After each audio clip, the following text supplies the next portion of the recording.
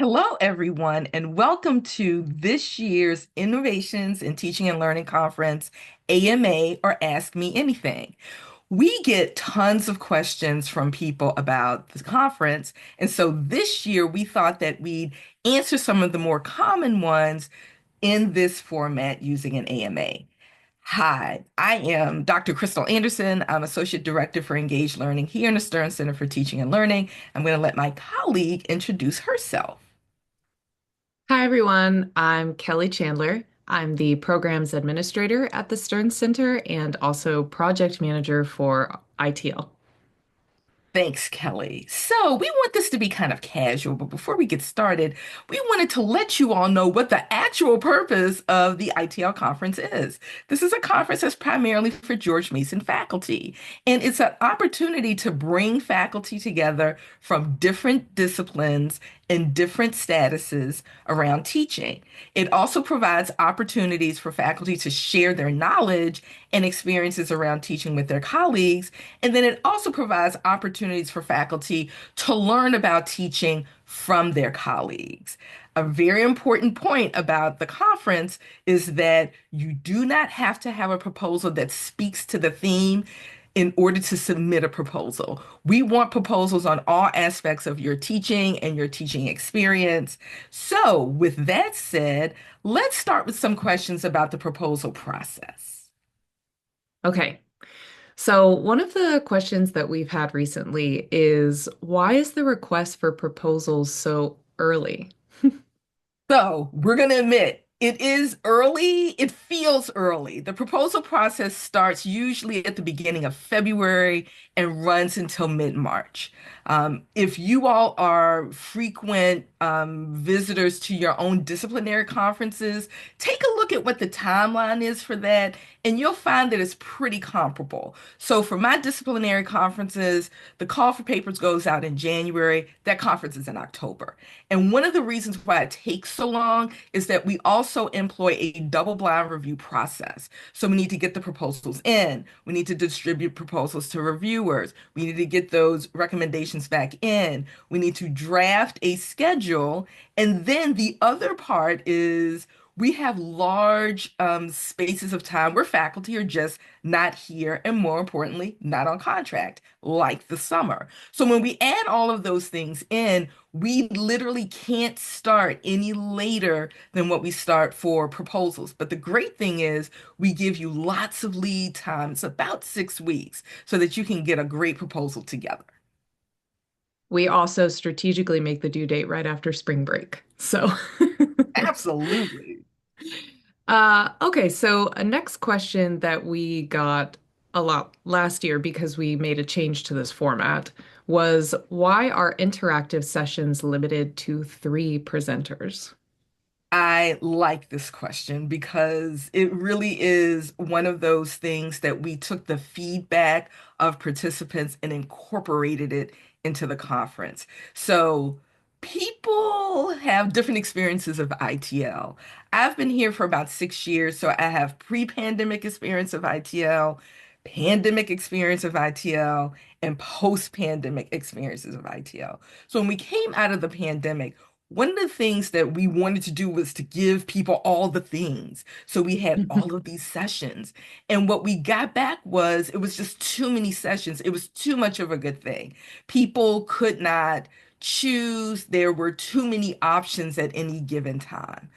And the other thing that we heard was that sometimes there were too many presenters so that all the presenters didn't get an ample opportunity to participate in the session. And it wasn't a great experience for the attendees. So we found that if we limited the number of presenters to three, this was optimum. It gave all the presenters a chance to participate in the session, and it gave the opportunity for attendees to really participate in the session also. So that's why we limit the presenters to three for our sessions for ITL.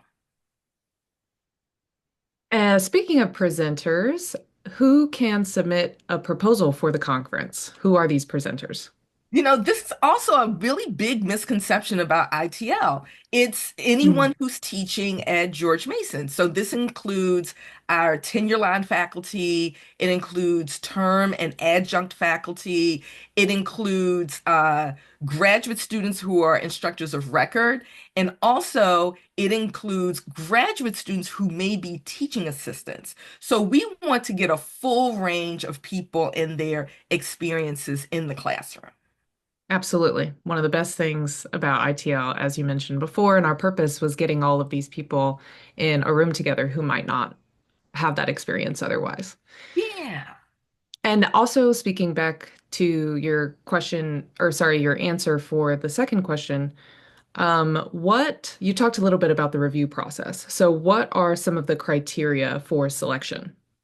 So we have spelled out the criteria for each type of session because we have three different types of sessions. Interactive sessions, which are on the in-person one day, virtual sessions, which are Zoom sessions, which are 10-minute lightning talks, which are on the Thursday, and then we have asynchronous resources, which are the on-demand resources. So they each have their unique set of criteria, and you can find details about that in the session guide, which is on the ITL webpage for the RFP. But that being said, overall, what we like to see in terms of an abstract is a clear articulation about what the topic is for the session. And we have a couple of more questions about how you might talk about the pedagogy, how it might demonstrate engagement, depending on what the session type is. But again, the clearer your abstract is, and remember, these are abstracts being read by people outside of your discipline, the better chance you have of being on the program. So we've talked a lot about proposal just now. Let's kind of take a bigger picture look here. And so move on to answer some questions about session structure itself and also scheduling for the conference. So why is ITL a hybrid conference? I have a feeling this has something to do with that pre and post pandemic experience you were talking about, with virtual sessions on one day and then in-person sessions on another day. Yes, you're absolutely right. So, one of the things that we gained from our pandemic experience was a new perspective on conference going. Now, again, if you've been going to your disciplinary conferences, you may have seen, some of those organizations trying to capture what the pandemic gave us an opportunity to experience, which was to open up these conferencing experiences to people who were not there physically. Here Hmm. in the Stearns Center, we actually looked to a couple of other types of conferences to see how they were doing hybrid conferences. And one of the organizations we looked to was the Online Learning Consortium, which is, I believe, has a lot of experience doing hybrid conferences. And they did hybrid in various kinds of ways. We wanted to use the tools that we had at our disposal, and one of those tools was Zoom. And as a result of the pandemic, I think a lot of people got really familiar with the Zoom environment. But as we tell our faculty when we do faculty development workshops, there are affordances to the Zoom environment. It allows you, for instance, to get people to participate in multiple kinds of ways. They can come off of mute, they can type their questions in the chat. So you now have Hmm. multiple avenues where people can participate in a way that's not exactly possible with the in-person sessions. And another thing, we just have to recognize that maybe we don't have the same kinds of attention spans that we had prior to the pandemic. And then the third reason is that we knew we were always missing people who maybe taught on Fridays and they taught all day on Fridays, or maybe they just weren't on campus on Fridays at all. So another affordance of Zoom is to, again, open up that accessibility for people who maybe can dip in for one or two Zoom sessions and then go teach their class. So again, we wanted to make the conference a bit more accessible to different types of instructional faculty here at George Mason. Always a good thing. Yes, these are certainly improvements. So looking more at the in-person day, specifically some of the interactive sessions and how those are scheduled, why are there only 16 sessions scheduled on the in-person day? Also, sort of a recent update. Yes, it's usually, and this again kind of goes back to the feedback we had at the first ITL post-pandemic conference. Um, Another thing that people said is that there were just too many sessions, and sadly, people also commented on a decrease in quality, in addition to there being so many sessions. So one of Mm, the things we wanted to do was not only kind of improve the experience for attendees, part of that meant improving the quality of those sessions. So we limited those to 16 sessions, two morning blocks, two afternoon blocks, and this also got us a couple more benefits. It meant that if you did not live in Fairfax, you were leaving ITL at 4 o'clock on a Friday, which meant you were missing a lot of that dreadful traffic that you would have encountered with longer ITL conferences that we've had in the past. So you're this welcome. this is picking up kids from school. This is going grocery Hmm. shopping. This gives people part of that Friday back. And if they get that back, they may be more inclined to come to ITL. It also, I think, improved the quality of the sessions. And the feedback that we got in the ITL survey, we had far fewer of those comments that talked about the quality of sessions. Now, we got other comments about there were two great sessions on the same topic at the same time. So that's another thing that we need to work on with scheduling. But I think that limiting those sessions to 16 in the in-person day really got us a lot of benefits. Yes, definitely in this area, traffic runs your life. So, very important consideration there. Another question specifically about interactive sessions. Why are those sessions only 50 minutes, 50? So again, part of this goes back to having a little bit of context about the ITL conference. There have been various uh, scheduling blocks for the ITL conference, and one of the last ones, and I think it was the first, we had regular 50-minute sessions because when you have regular 50-minute sessions, people can go from one session, they can go to another 50-minute session.